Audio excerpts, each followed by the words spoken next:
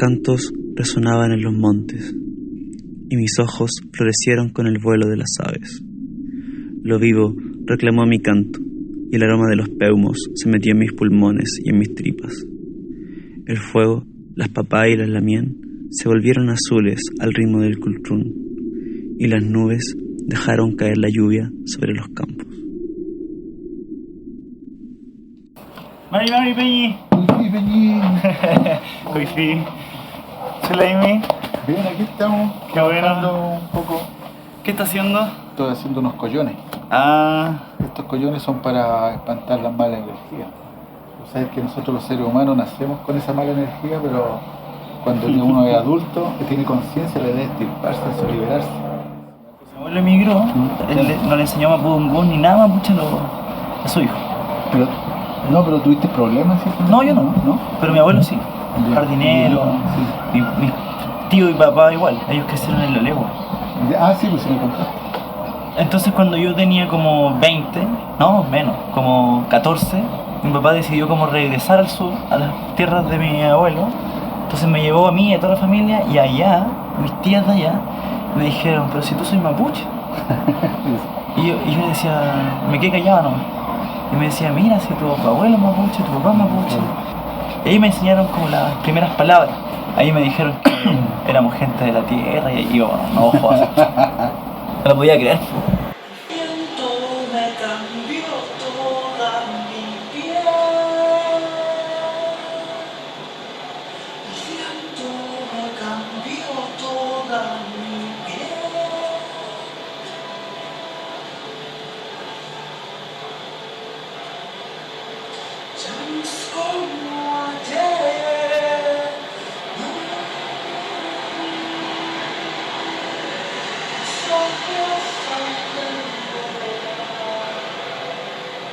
La pifilca, el cultrún, la trutruca, la cascahuilla, el torompe son instrumentos que quizás ustedes se identifican más fácilmente con esa aproximación al sonido ancestral, a la música mapuche.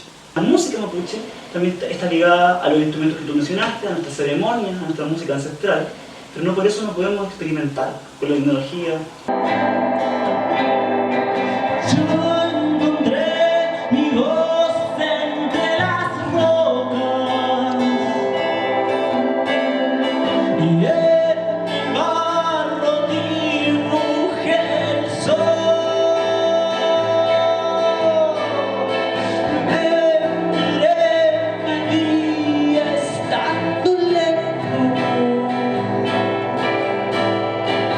Me llevaron los vientos del sur. Pero ¿en qué te hace diferente a cualquier otro músico chileno? Yo estoy escuchando y te costó mucho grabar un disco y te está costando mucho instalarte, validarte.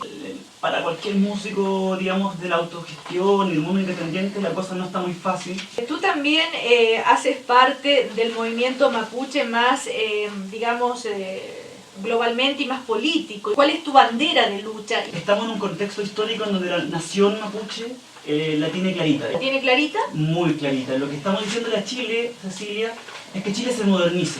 Que Chile deje de ser un país anclado del siglo XIX, con un estado monocultural, con un estado monolingüe, y que entienda una cosa muy básica, y es que en Chile hay más de una cultura.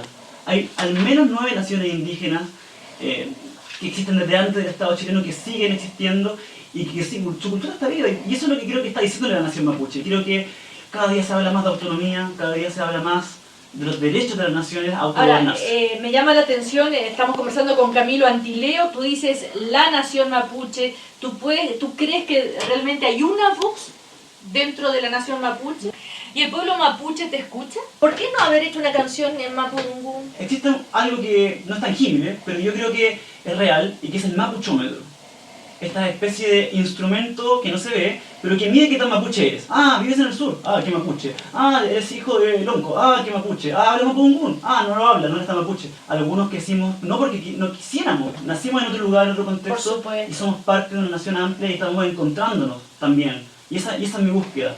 ¿Cómo te relacionas con los otros representantes de la música chilena? No sé, en un concierto con Arno Stern o con Francisca Valenzuela. No los conozco, la verdad es O que... Chinoy, No, no los o... conozco. ¿No? ¿A nadie? Que te vaya muy bien. Gracias, chao. Chao. No, está bien que te sepas vender.